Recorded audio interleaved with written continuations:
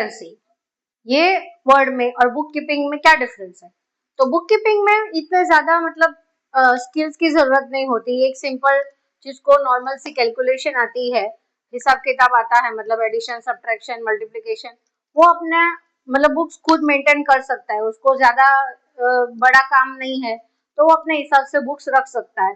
लेकिन अकाउंटेंसी में आपको एक सिस्टमेटिक स्किल्स की जरूरत होती है।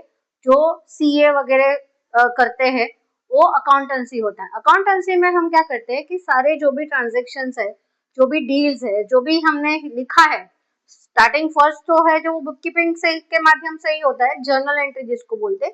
वो आगे के वीडियोस में हम सब कुछ डिस्कस करेंगे।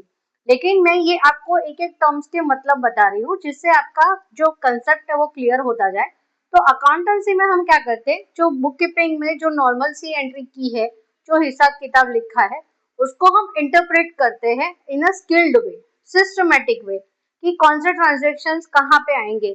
कोई कैश ट्रांजेक्शन है, कोई क्रेडिट ट्रांजेक्शन है, कुछ भी जो भी है, अकाउंट्स के जो टाइप होते हैं वो सब हम बाद के वीडियोस में डिस्कस करेंगे।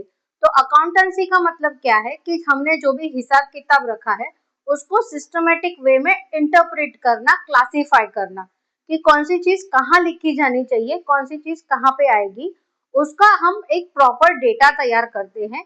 और वो डेटा जिसको हम, आपने बैलेंस शीट का नाम सुना होगा, जो हम अथॉरिटीज जो होती है, मतलब टैक्स डिपार्टमेंट वगैरह है, जहाँ पे ऑडिट वगैरह करता है। ऑडिट मतलब क्या, बुक्स को चेक करना, हमने जो हिसाब किताब रखा है उसकी बुक की प्रॉपर चेकिंग करना कि हमने कोई गड़बड़ तो नहीं की है, कोई गफला तो नहीं किया, टैक्स बचाने के लिए हमने कोई गलत एंट्रीज तो नहीं डाल दी, वगैरह वगैरह होता है।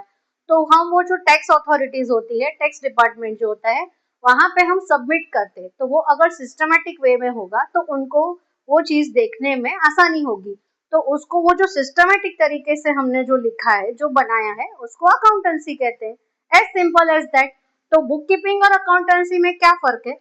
तो बुक कीपिंग में इतने स्किल्स की जरूरत नहीं होती और अकाउंटेंसी में आपको नॉलेज होना चाहिए कि कौन से ट्रांजेक्शन कहाँ आएंगे और क्यों आएंगे। देखिए, आज एआई के जमाने में आप बहुत सारी चीजें पढ़ सकते हैं बिना टीचर्स के भी, लेकिन कोई भी चीज कहाँ आएगी, क्यों आएगी, उसका बेसिक्स नॉलेज अगर आपके पास नहीं है तो आप कुछ, एआई की मदद से भी आप कुछ नहीं कर पाएंगे। एआई को अपना सपोर्टर बनाइए, अपनों को रिप्लेस मत कीजिए। ठीक है? तो आगे के नॉलेज के लिए जुड़े रहिए हमारे साथ। Thank you.